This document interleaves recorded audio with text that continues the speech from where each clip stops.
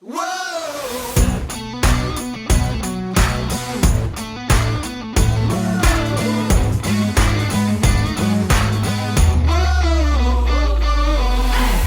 Welcome to the What's Up Verdict podcast. We fashion ourselves cinematic judge and jury. My name is JJ Crowder. I'm here with my co-host Mattson. Oh yeah, better red than dead. And Alec Purchase. Oh yeah, let's get it. I love this game. It never gets old.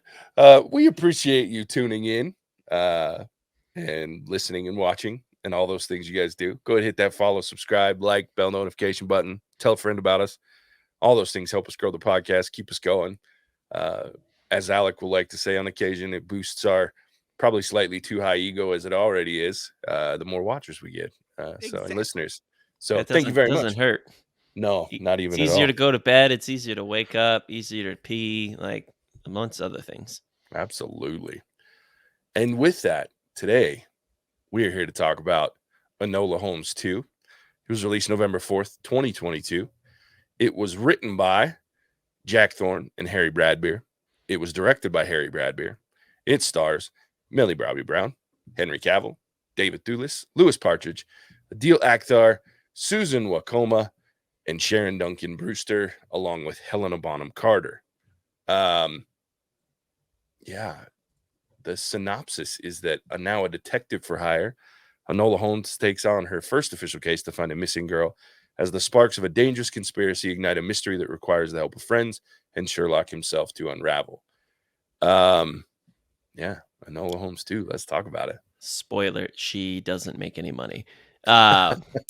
Question for JJ: anytime that I see a movie or a TV show that breaks the fourth wall, I always go back to JJ used to say he didn't like when shows did that. How did that land this time, JJ? I expected it because they did it so much in the first Enola Holmes, and I forgot that they did it. Yeah, and I didn't mind it in the if you go back and listen to it, because we did an episode of Enola Holmes, I really enjoyed the first Enola Holmes movie. I thought it was fun, and Millie Bobby Brown has just so much charisma that she can carry a TV show, a movie very well, just because of the amount of charisma, and she's just interesting and fun to watch. So I think the choice for her to play that character was very smart. Now, I feel like they took it up a notch in this one, and I didn't go back and rewatch Enola Holmes. I've just had too much going on lately, so I just didn't. I was like, I don't need to. It's not worth going back and rewatching, even though it's normally something I do when it's been a couple years since I watched the original. But I don't remember there being that much fourth wall break in the first one. There was a lot in this one, and it was starting to grate on me until you get to that climax lead up. And then they kind of stop it for a while, which was good because there was some moments where I'm like, okay, she's doing more. She looked at the camera so many times. Yeah, and that was something. Like I said, there was a lot of that carryover, and I do feel that it worked better in the first one, though. It's not the worst case of fourth wall breaks I've ever seen. She-Hulk, but because again, the fourth wall breaks in this, even though it was a little much, sometimes made sense to me. Like I get what the intent was, and there were times that I was laughing at it. However, I think they overdid it a little in this movie. I guess that would be my answer to your question. Alec, what's your gut reaction? I haven't watched this. Did not like it. Did you watch the first one with us? I did not watch it with you guys, but I did watch it because Gotcha. I was a full-time listener at that point. Yeah. Didn't like the first one either. Gotcha. But my dislike kind of comes from the source material because this is based off of books, right, JJ, Yes. that were written by someone? Yep. So dabbling a little bit in writing for my job and everything else, I find it lazy that a writer would piggyback off of somebody else's work. Knowing that if they wrote this same story without piggybacking, it wouldn't sell. Sure. Like the only reason why this was popular is it's Enola Holmes, who is Sherlock's younger sister. Mm-hmm. And it's Sherlock's fame that carries it through. Sure. And, kind of like that trickle down fame. So I'm not a fan of that type of story or source material because I find it lazy. So then when they put it into film form, I get really nitpicky because I feel like if you took your cast of characters that you have, right, which is a phenomenal cast, JJ, you just said it, Millie Bobby Brown has charisma off the charts. Do a detective show that stars Millie Bobby Brown in Victoria era England, do the same exact thing, essentially, but don't use this cruddy source material, in my opinion, and it would be far better. It's fair. I will say I have read the first book. It's written by an author named Nancy Springer, and they're fun books for young adults. I understand, and I don't disagree with you, Alec. I think I agree. In fact, I think I said something along those same lines during the first one, that I'm not a huge fan of the connection with Sherlock Holmes. Was my only issue, but it's interesting because the source material is kind of like, I think the idea behind it was to make the idea of Sherlock Holmes more palatable for kids, because it's not like, no, not at all. The actual Sir Arthur Conan Doyle's books are not, they're hard reads. They're heavy duty, intelligent, like hard to, I struggle to read. I love Sherlock Holmes books. They're some of my favorite writings, but they're hard to read. They take time. They take some serious synapse firing to keep up with everything. And the Enola Holmes ones are meant to feel that way for kids, so it's easier to keep up with. I read the first one. I'm like, I'm done, because it's not as interesting, and it's meant for young adults. But so I get that for sure. I will say that they, in the first one too, they did a good job of keeping up the source material, like matching up with it. And there's not as much Sherlock in the books as they've leaned into in this show. And I don't know if that's true with the second book. I don't even know if this is based on the actual second book, or if it's just they took the characters and expanded on the first episode or the first season or first show. But that was one of my issues with this movie. Was I was like, just make me another Sherlock movie, right? Like, that's what it didn't feel like. A Enola Holmes movie.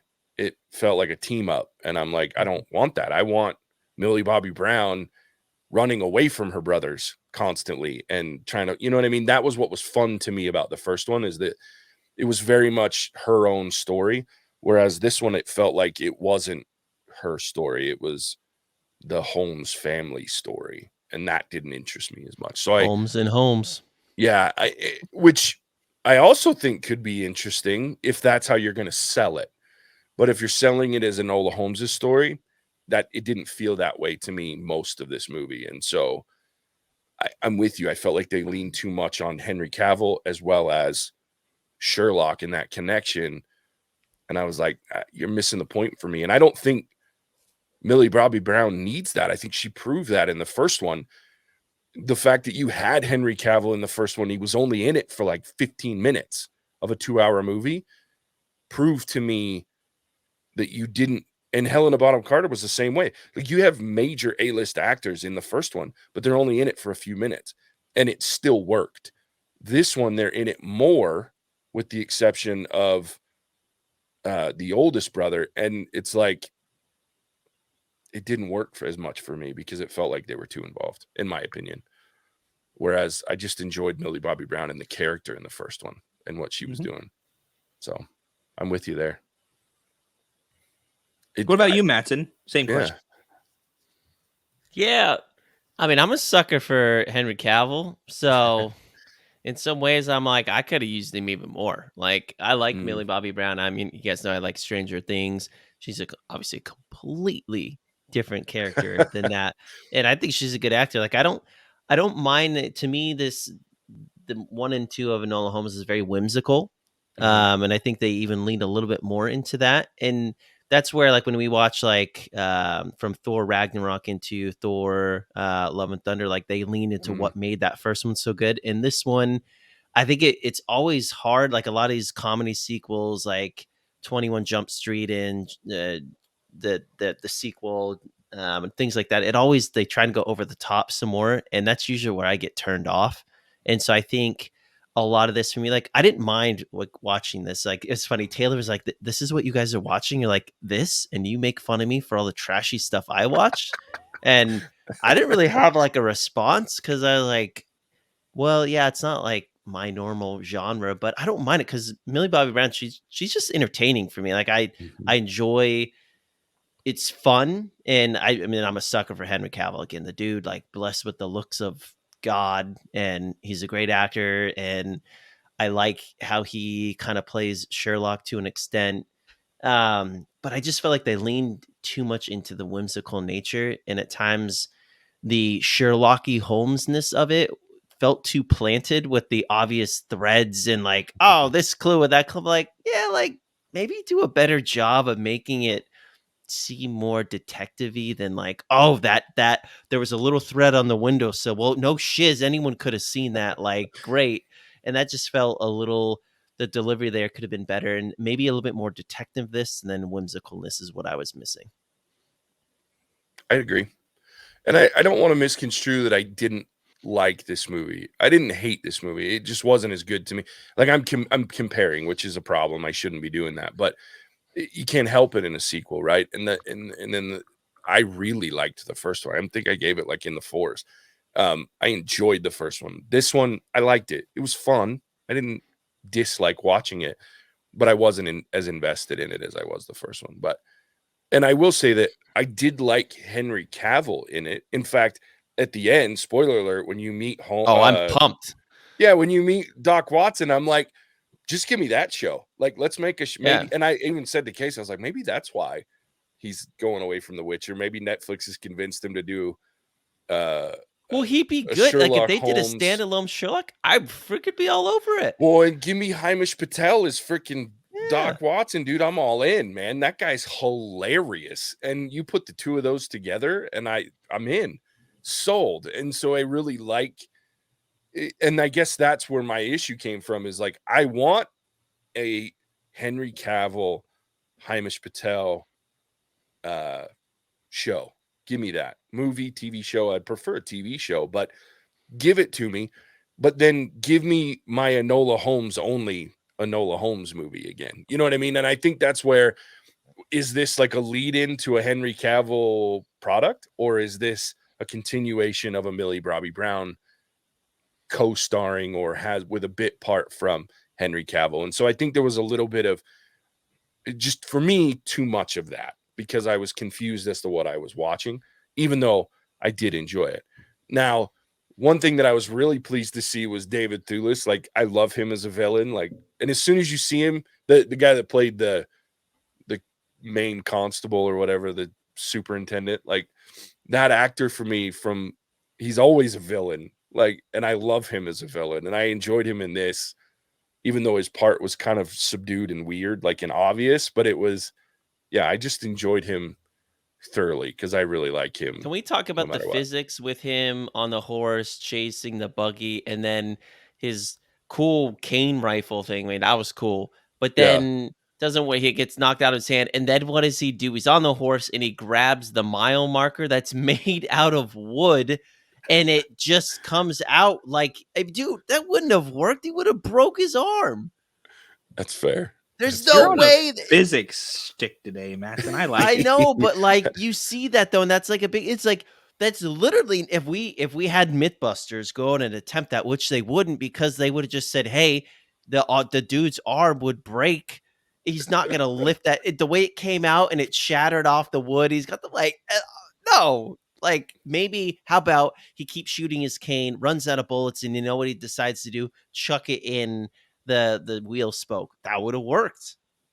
Well, by then he'd Some already had his cane gun pulled out of his hands with the whip, though. I know, but don't have it get pulled. So stupid. It just made me laugh. I was like, do they think I'm stupid? Yes. Probably. I mean,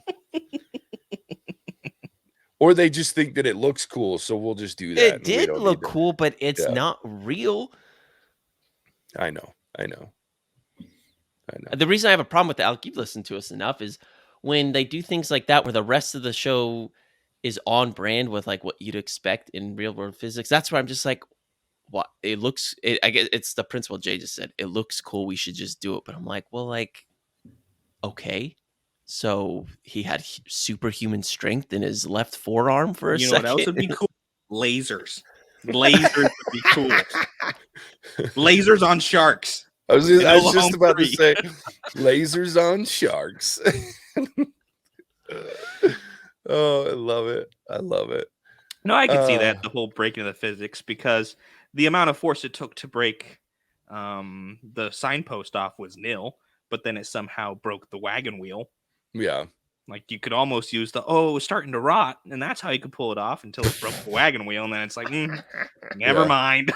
Well, and the problem with that too is the wagon wheels are like, most people don't. You think about wagon wheels are like they're wood. No, they were banded in metal. Like they had iron banding that held it together. That's why it was so difficult when a wagon wheel broke to fix it, because you needed to replace it with metal, not just wood. So the fact that he just hucked it like a spear and it just shattered the bottom half of the wheel, I was like, no. The hell is he, like a superhuman? Did we get his version of freaking Ares in this movie all of a sudden? Like, come on, same dude. universe. There we go. Yeah, There we went go. from Wonder Woman to Enola Holmes. It's just perfect. doesn't work. Henry Cavill's in both. It's Superman in disguise. Yep, It works. Telling you. So Did- dumb. Another question: Did you guys like how they introduced the beginning of this movie where she was running, cops were chasing, and one of those, the fourth wall, like, hey, let's see how I got to this point, because sometimes movies do that where they backtrack. Just curious how that landed for y'all. I didn't mind it. Yeah, I didn't have a huge. I think it would have bothered me more if they hadn't done something similar with the first one. So it was. I wish they hadn't done it because they did it with the first one, but understanding that they did, I was okay with it. I do think it's a very overused trick of cinematography these days. Like, I don't remember who did it, like the first major movie that did it, but starting in the middle and then working our way back and catching up with it. But I was okay with it. I was neither here nor there with it. Yeah, I don't think it bothered me so much. I did like how they also did it kind of in a similar vein with the memories she had, like with her mom and that like contraption that she built with the physics laws. It made me think of Mousetrap, the board game. You guys have played that? Freaking love that game. Love that game.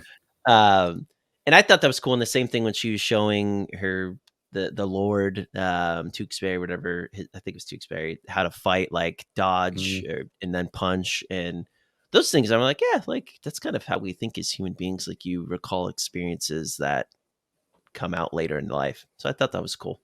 Yeah. I mean, I do like, again, Millie Bobby Brown can sell anything. So when we get back to that point and she's like, you've already seen this. Like I laughed, like, but that's because of her, not because of the writing. Like she just can deliver a line. Like she's really good.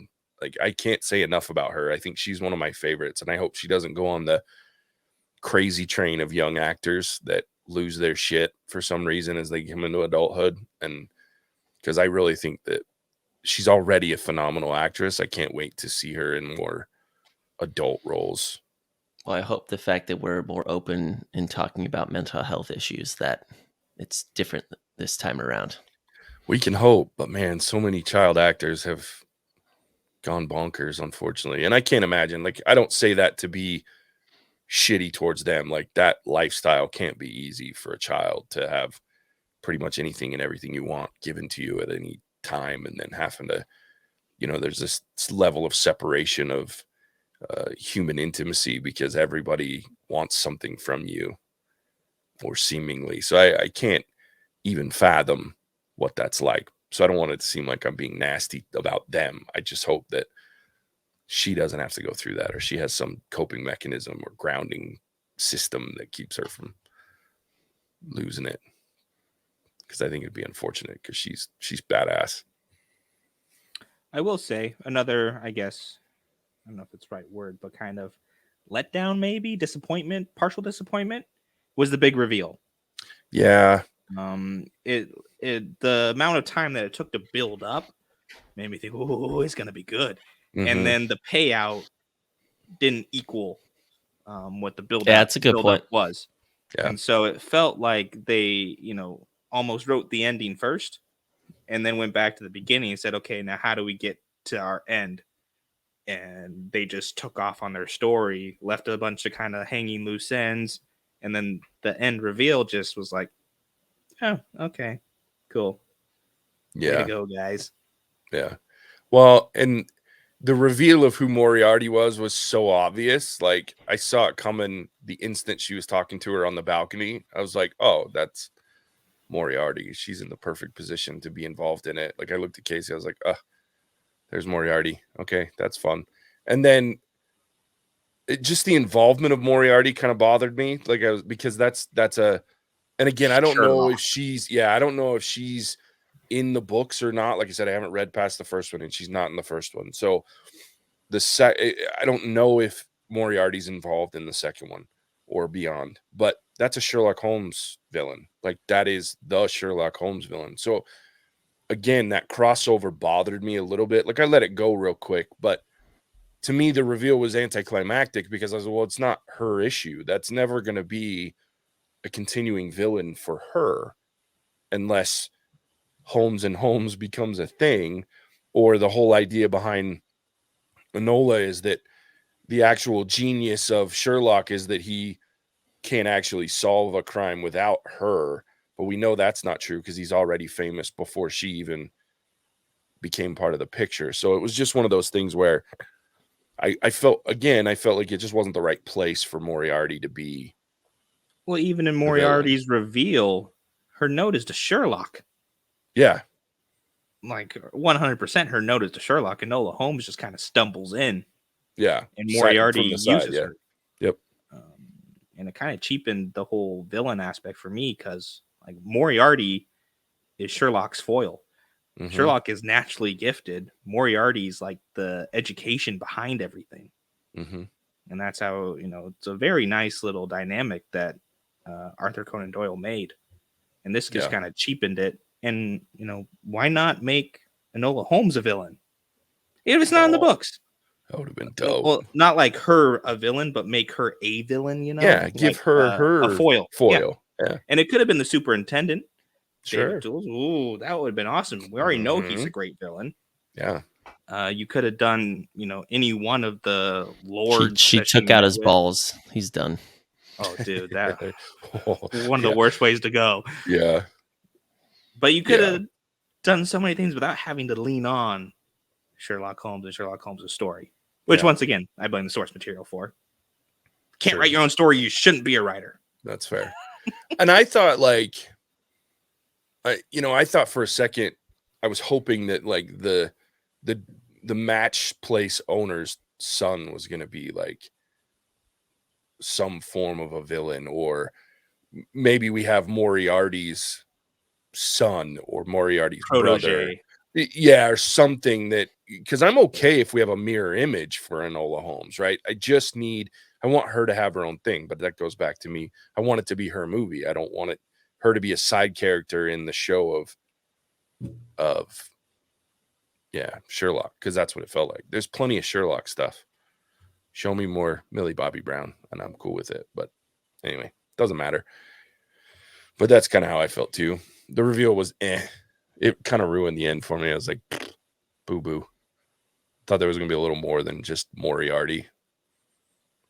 But that's what it felt like to me, was a setup for a continuation for a Sherlock show or a Sherlock movie. I was like, she escapes. Because she escapes, and you see the newspaper article about it. So it was really weird to me that's because it felt like one of those, you get a TV show that's been running for a while, and they're like, let's make a spinoff. And then they have like those middle episodes that are like the fake pilot for the new show that are in the middle of a real season of show. I was like, that's what this feels like to me now. About halfway through it, I was like, And they didn't show off her fighting skills nearly as much. Like in the first one, she was constantly fighting somebody, which I thought was really cool. And then this one, like, she only gets in like 2 fights, barely. And they showed her dancing, and she picked that up pretty quickly. Yeah. Wow. Fighting, dancing, not too far off the... Kind of the same thing. Yeah, they're in the same mechanisms sometimes. So, but I did love her explanation of fighting to Tewksbury. Like, that shit was funny. It's like, avoid the punch, land your punch. If only it was that easy. And then he got his ass beat. Yeah, no kidding. Well, I'm glad Which I that's appreciated. Yeah. I appreciate it I because did too. typically I'm in the boat of if you show me some training, I will believe kind of everything else that you show me. But I would have been upset if during the carriage drive this guy picked up how to land a haymaker Yeah. and then was able to fight and just I enjoyed the fact that he just got thrown around until he landed one good punch by accident. I was gonna say I loved his George McFly moment. Like that shit was great. Like he just gets this lucky punch out of rage. I will say I'm gonna put on my inner Javier in this moment and say, what the hell is up with the freaking superintendent or whatever the hell he was? Because he can't shoot Enola Holmes from 5 feet away, but he can hit Sherlock from like 40. I was like, hold on. While Sherlock is running, I was like, wait a minute. How does that work? Well, then he shoot him in the opposite shoulder as well. Yeah. Like it was the right side that was shoulder. facing him, and he shot him in the left shoulder. Yeah. I was like, wait, what? How did that just happen? I was like, you miss her standing static twice from less than 10 feet, but you hit him from like 20 or 30, full movement. I've got it, JJ. This is how you know it's her movie. Yeah. Boom. That's how they explained it right there. Plot armor. Plot armor. This is love Enola Holmes movie. Yep. She cannot be shot from any Exactly. range. Well, they also know that Henry Cavill's Superman under his clothes, so like that was fake blood. There you go. There you go. They knew he could take it. He is a big target. I can't believe he's 39. He's almost 40. The dude is looking good. Yeah. He's built like a freaking freight train, dude. I mean, I guess that's what happens when you have. I mean, it's just like Chris Hemsworth. Like when you first, like if you go back and watch old Chris Hemsworth movies, like when he was young, he's a toothpick, dude. But then you get into Hollywood and you have the movie studios paying for your freaking bodybuilding coaches. They got that stuff on lock, dude. Like Hemsworth, Hugh Jackman, Henry Cavill, like the steroid and the coaching they got and the dieting, like they've got that science on lock. Oh yeah. Well, even freaking Robert Downey Jr. Like there was a moment in Iron Man, like where he's like sleeveless or whatever, and I was like, he's got some arms. Like, I mean, he's not like Chris Hemsworth, but why am I forgetting Javier's favorite guy? He played Bane. Why am I forgetting? Tom Hardy. Tom Hardy, freaking jacked out of his mind. Yeah, they got that on lock. Favorite guy. Well, he never stopped talking about Hardy, man. Ever. He likes that guy. He likes that guy. Yeah. Yeah, but I mean, overall, I had fun watching the movie, like I said, but I think it's more a product of who was in it and the fact that they can make anything interesting. Like they just had a really good cast. Like it's hard to make a bad movie with the amount of talent you have on screen. Sure. I mean, even the guy that plays Lestrade, like he's my favorite. Like, that guy was great. And Lestrade's just such a fun character in the books too, like because he's just this roving moron, but he's just like piggybacking off of Holmes all the time. It's fun. But I mean, you look at like Helena Bonham Carter, like she's in it for what, 5 minutes, and she just chews up scenery. Like the cast is amazing in this show, so it was bound to be decent just watching these guys make a movie. So anyway, we ready to rate it? Let's do it. I think so. Okay, I'll go first. Yeah, I didn't hate it, but it wasn't anything to write home about. I love Millie Bobby Brown. I do enjoy Henry Cavill. I just don't think he should have been in it as much. I think it distracted me from the fact that it was an Enola Holmes movie, and the fact that I was thinking about that made me distracted from the movie as a whole. And I'm also taking my word with a grain of salt because I'm judging it based on the first, which I really, really enjoyed because it was different. It was a fun take, and Millie Bobby Brown absolutely killed it in that one. So I just think, like I said a million times, it's a product of the people that were in it. So it had an entertainment value.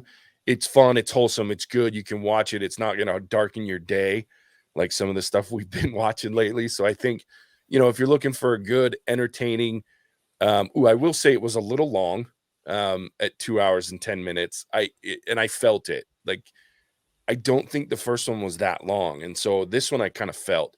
The other thing that I will say that I did like that I didn't know was I had no idea that this match girl story was real. And then Casey made fun of me because she's like, well, it did say at the beginning that most of the important parts are real. And I was like, shut up.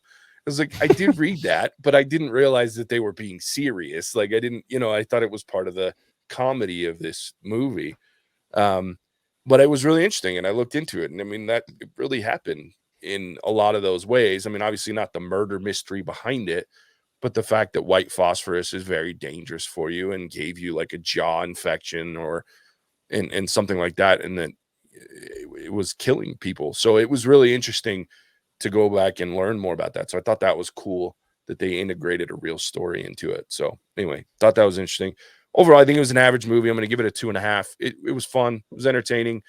It's not something I would rewatch. If I'm going to watch Enola Holmes, I'm going to go back and watch the first one because I thought that one was a gem. So that's it for me. 2.5. Wouldn't watch it again. Alec. All right. Yeah. So my biggest beef with this movie is source material. Like I said earlier, I think that with the cast that you have, you could make a Millie Bobby Brown detective story that is far better, get away from the Enola Holmes, and it would be far more successful because it's Millie Bobby Brown. You can even set it in Victorian era England.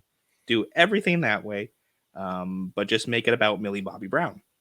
That way you don't have to have these Sherlock Holmes tie-ins or anything like that, and just lean on a very charismatic actress who has enormous amounts of talent. And I think that would have been a lot better. However, I also do, it was fun. It was a fun little watch. So I'm going to be the same as you, JJ. 2.5, right in the middle of the road. Not going to watch it again, simply because I'd rather watch something else that has Millie Bobby Brown in it or Henry Cavill. You can find all these actors and actresses in other movies. Mm-hmm. But yeah, I mean, it was all right. Middle of the road. Sweet. All right, Mattson, bring it home. The first Enola Holmes was 2 hours and 3 minutes. So actually, was it really? Similar. Yeah. It didn't feel 2 hours. So that makes a big difference. 2.5 for me. Won't watch this again. Like I said, they lean into more of the whimsical side. At times, I thought it was a little over the top. I don't mind having Henry Cavill in there. I hope they make a Sherlock Holmes movie with him. I will definitely be watching that. Netflix, make it happen. Seems like that's kind of where you're going. I'm all for that. Again, this movie, like Jay just said, entertaining. You're going to watch it with people. You want a good laugh. You want something that you can throw on. You're not going to be disappointed, but there's nothing to write home about. There's nothing that makes this movie particularly special, but Henry Cavill, when he's on screen, is great. Millie Bobby Brown, amongst some of the other actors, everything's great. Just, I don't think the plot was overtly compelling, and I think they could have shaved off 20 minutes of this movie, and we all would have liked it a little more. Fair enough. There it is. That was Enola Holmes 2 and our verdict, and it was fun to talk about at the very least. Alec, tell everybody where else they can find us. Yeah. Jolly good show, isn't it? That is British for what did you guys think of Enola Holmes 2? Did you love it, or are you normal? If you're looking for more What's Our Verdict content, head over to any podcast platform and look us up. We will be there. If you haven't already, be sure to check out our reviews of The Peripheral on Amazon Prime, which is amazing, or find us live on Thursdays as we begin to wrap up season 1 of Andor. Not finding your favorite movie or TV show on our docket? Consider joining us on Patreon and forcing us to watch it, like our good friend John Waters' Silky Smooth Mustache Rides. Choosing between you and a seasick crocodile, we all know Mattson would take the seasick crocodile. As always, did our verdict match with yours? Let us know in the comments below. Oh, I love it. Are we saying choosing between Charles and the crocodiles? That's what that was? Oh, yeah, Charles. Yeah, you take the seasick crocodile, right? It's not even close. Don't worry, though, Mattson. I have finally taken Pink Flamingos out of the package that Alec has shipped it to me. No. So I will be watching it this week. Look, my hope is it's going to take you too long to watch, and then by the time you ship it to me, I'm in New Zealand, and it's the new year, and it's a new me, and I don't have to watch it. You get to ruin it. we have to review it before the end of the year. So, when do you go to New Zealand? December 17th. Oh, it'll be done well before then. And it'll be on its way to you to watch. Charles, little do And- you know that I have been lobbying the state of Washington to enact a no flamingo fly zone. That therefore this movie will not be able to be delivered. JJ's gonna have to drive up here, and that's just not gonna be possible because he's starting a JJ new has new technology, Mattson, that It's I true. do not possess in my primitive state. And Where don't he can tempt actually me. rip DVDs I can. into a file. Yep. And don't tempt me. I still have 18 days before I have to work again. So it'll only take me like 2 to get to you. Then we can sit and watch this one on the couch together like we did the last terrible one that he made us watch.